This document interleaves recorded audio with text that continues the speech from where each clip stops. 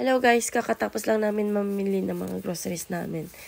Tapos, we're going home na super small lang yung town namin guys. At yung grocery store na yan, hindi naman siya kalayuan sa bahay namin. Yung sa town namin merong uphill, saka meron din yung downhill. So yung party na to, yung sa side na to, ito yung sa downhill. So kailangan pa namin umakyat kasi medyo elevated yung lugar na to, yung sa amin, banda. So, ipapakita namin yung way na to papuntang taas.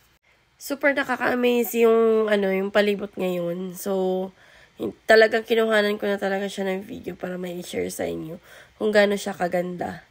So, ayan guys, tingnan nyo.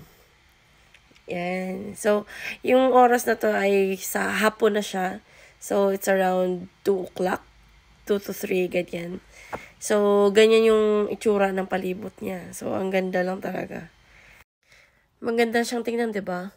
Pero mas mamamangha ka kapag ka-summer na.